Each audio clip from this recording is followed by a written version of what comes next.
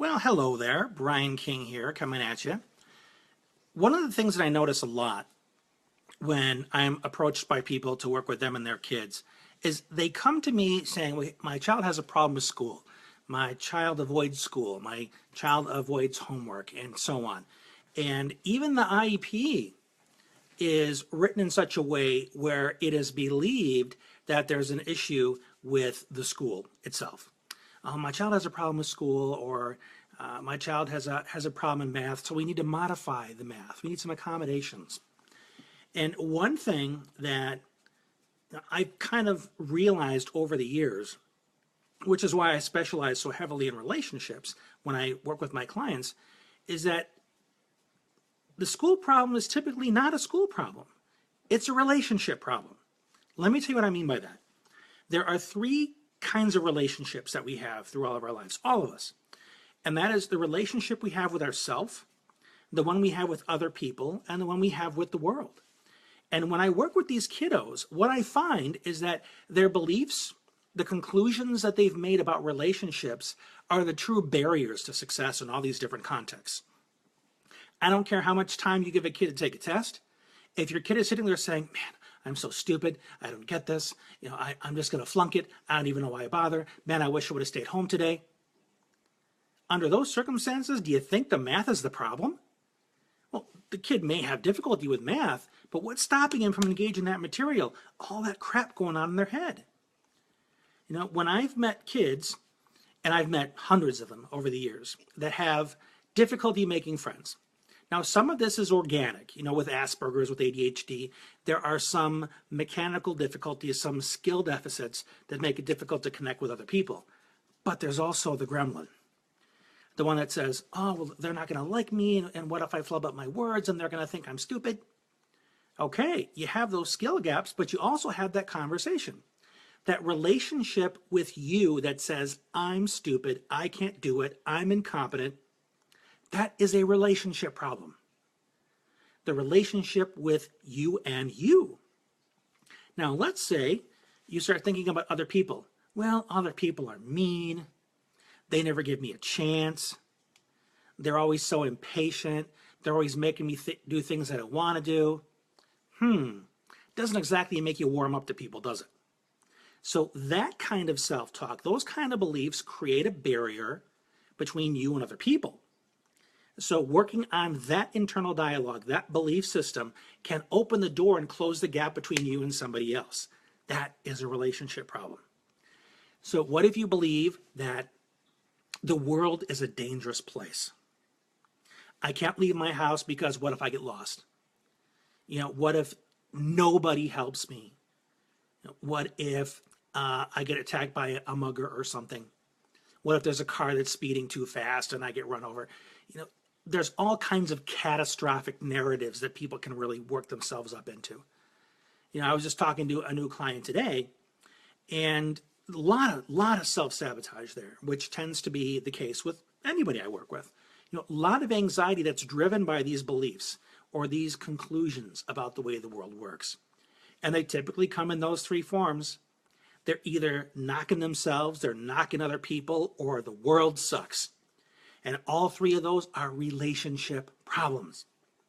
It's the rules you've set up in your mind for what the rules and opportunities are for the relationships that are possible for you. If the world is dangerous, well, I better not leave the house. I better only stick to my family because I know that they're not going to hurt me.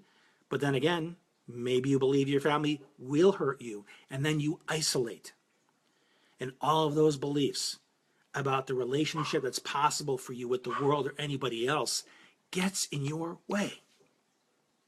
So in many respects, people will say, I have a bad time with organization. I need help with organizational skills.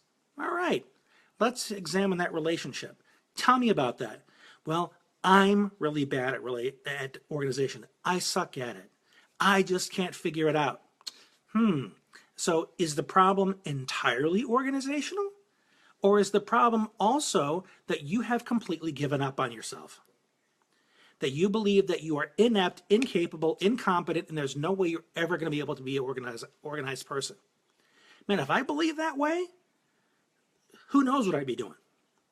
Because my belief around organization is I struggle with developing organizational strategies, but I know I can apply them when they are constructed for me. Because I have a wife who's a dynamo when it comes to organizational strategies. She makes me spreadsheets and things like that because I know what I want to accomplish most of the time. I'm just not sure how I'm going to get there. So she'll design something. I can look at it and say, yes, that's what I needed. And I can start using it. So I know how much of it is me, and I know how much of it is my belief. Because the reality is, and I know you hear this a lot in some fortune cookie kind of way, that you can accomplish anything you put your mind to. Well, I can maybe accomplish anything I want if my mind is part of it, but I may need some other minds too. I might need an entire team in order to get something done, and that's okay. People that are afraid to ask for help, they have problems with two of those relationships. The first one is with themselves. Oh, if I ask for help, it means I'm dumb. It means I gave up. It means I quit. And it means that I suck or whatever it is. But it's also a problem with relationships with other people. When you say, oh, they're going to think I'm a loser, they're going to think I'm weak. So all these assumptions about what it means about you or what other people might believe about you. So you've got two relationship issues there that need to be worked out. Are you following me on this, folks? Does this make sense? Because far too often, people focus in on the end goal as the issue. Well, school's the problem. Or maybe just, that kid is the issue. Or maybe it's just going to the mall or just going to the doctor. That's the issue, the end point. Without thinking about the relationship between the two. And that is my domain. What happens in between the two that could be mucking things up.